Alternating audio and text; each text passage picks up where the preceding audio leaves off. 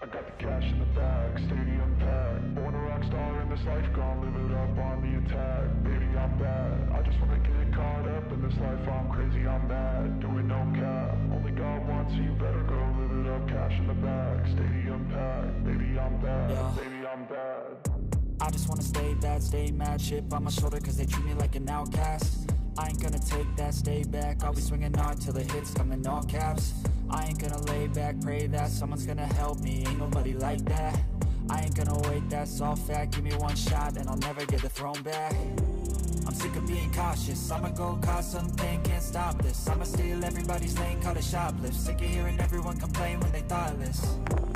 Taste the pain, it's like candy canes. It makes me go change into a better frame, into a better name. Society's insane, we all live for fame. Yeah. Cash in the bag, stadium packed. Born a rock star in this life, gonna live. Shout out sa ating lahat guys. Andito na naman kami sa Mama Mary Shrine with Kitchen Farm Vlog.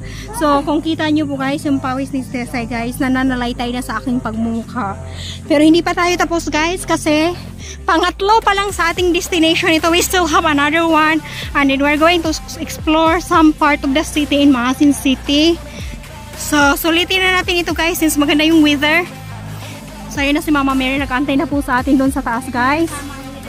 Oo, hindi ganong mainit kaya napaka-blessed natin today. We're so blessed to die and I am so blessed that I have a partner who's always there for to make sure and bully me. He's a bully, he's silly goose. So ayun na po si Mama Mary guys, nag-antay na siya sa atin. So ikot ko lang po kayo saglit. Ito po yung landscape dito. So ayun si Pam Pam. Sayang yung pawis namin kanina. Nasumpay-sumpay na yung pawis namin kanina guys. Wala kaming bisan eh. Kaya dugtong-dugtong na ito. Napunta na sobrang ilong ko. Laki ng butas ng ilong eh. So ayun. Tangos ng ilong namin. Naging paluan na. Wala na. Bumukad na lalo. Bumukad na yung mga ilong namin. So ayan. Ganda ng weather nakikisama. So ayan, another tourist spot na pinuntahan namin ni Pam. So, susulitin na natin ito. Di ba, magkakapareho lang kami nito ng vlog. Ayaw mo na siya, pang Facebook yung kanya, sa akin pang YouTube ito. Dollar ito, dollar ito. Go for the gold.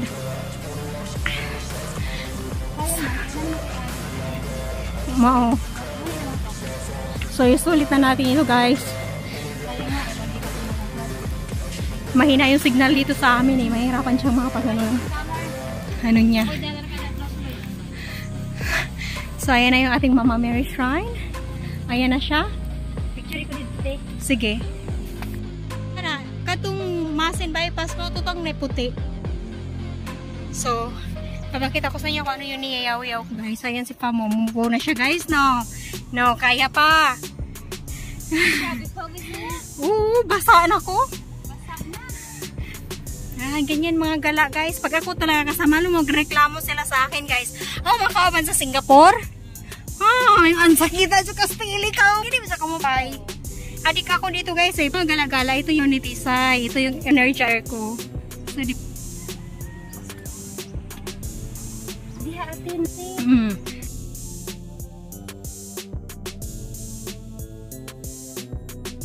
si Mary. Sabi ni Jim, Mary is waiting for you up there. Hello Mama Mary, thank you for all the blessings that we received from you. Daghan kayong salam sa tanang grasya ug panabang. So, ayan guys, so ayan yung kanyang view sa paligid dito. Ayan guys, diba? Napaka-wow, it's amazing. Meron pa dun sa taas guys, mas iba yung makikita mo dun sa taas. So, makikita mo na dito yung Maasin Bypass Road. Ayan yung reclamation na ginagawa dito sa Maasin. Around 2 years na yung ginagawa. 2 to 3 years. 2 years. Sa palagay ko 2 years na yan. So, ayun po yung, yan po yung tagasalag sa amin dito sa mga calamities. Blessed Virgin Mary. Yan yung savior namin dito. So, ayan.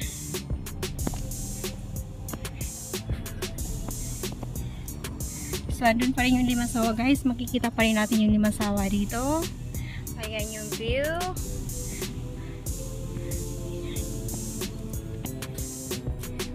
So, dito yung candle area.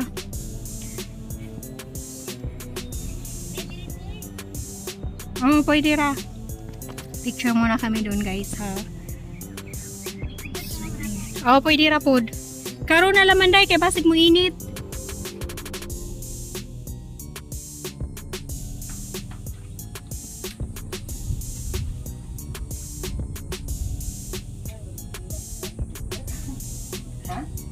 Guys, kung saan po magtitirik ng kandila, andyan po naglalagay ng nagtitirik ng kandila.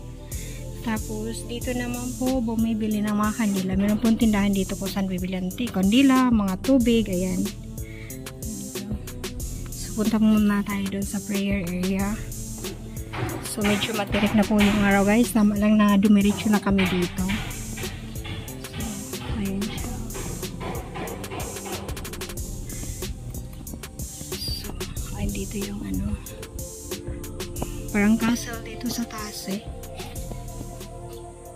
Mamaya po para makita niyo yung full view ng ano ng area. So, mag-pray po muna tayo dito, guys. Silence po ang kailangan dito. So, sarap po dito magdasal. Maganda po dito tignan eh. Mamaya po papakita ko po sa inyo. Akyatin ko doon sa taas. So, mag-pray po muna ako saglit.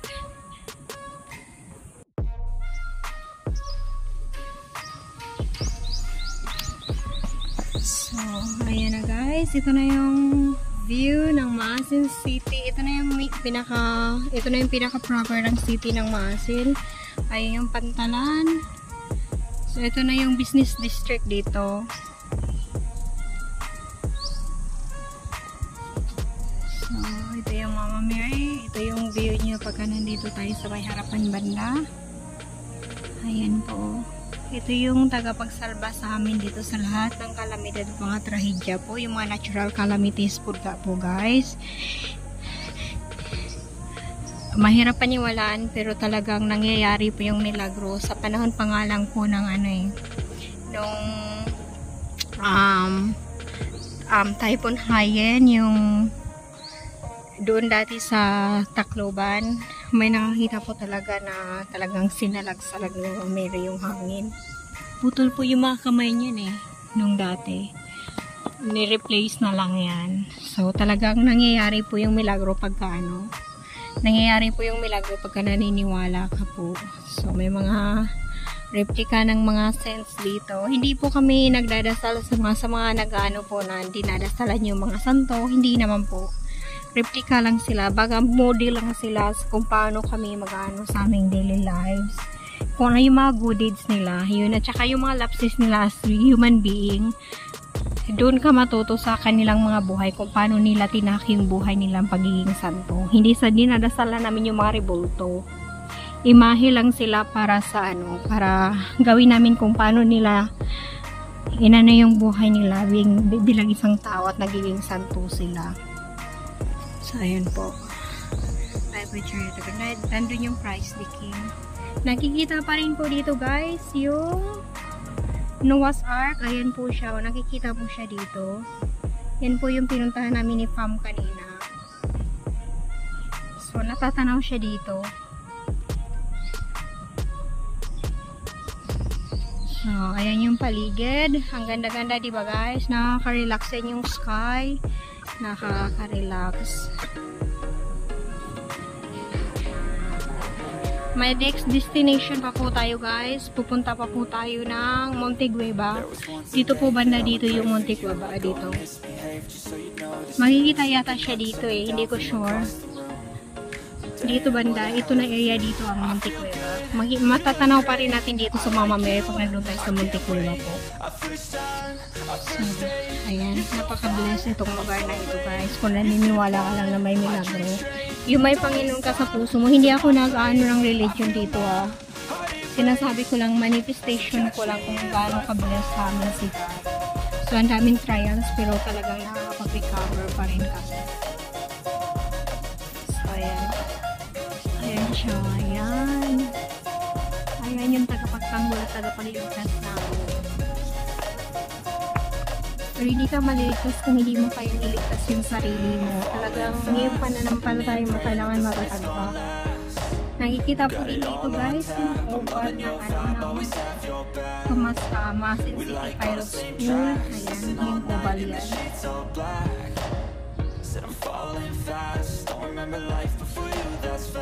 Ayan. Ito yung mga jackstone. Yung pang-break ng wave. Ayan. Yung jackstone fountain. Yung wave breaker.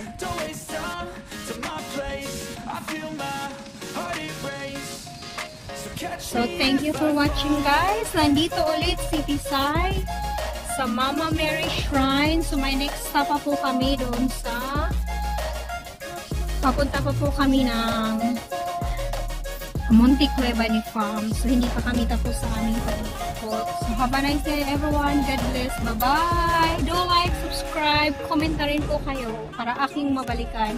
At saka maraming salamat sa lahat ng sumusuporta sa aking channel. To all friends, to all teams, thank you so much. At sa mga bago po mga magiging kaibigan, laban lang tayo dito sa ginagawa natin sa gusto natin. Tiwala at magdasal. So, bye-bye! It's not working out, maybe it's the chemistry. It's time to break up so I can make a better me. Hello po, nandito na kami sa aming fourth destination. Nandito kami sa Monte Cueva. So maganda dito guys. Medyo masarap dito kasi malamig.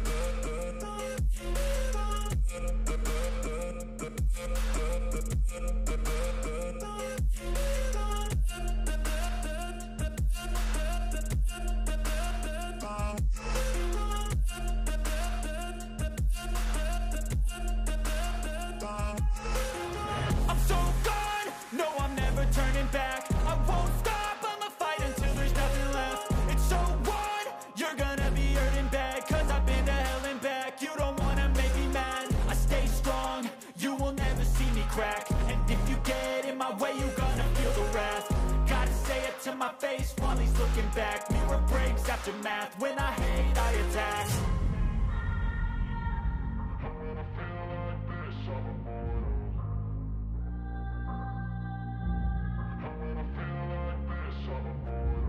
And when I feel like this, I'm immortal. When I feel like this, I'm immortal.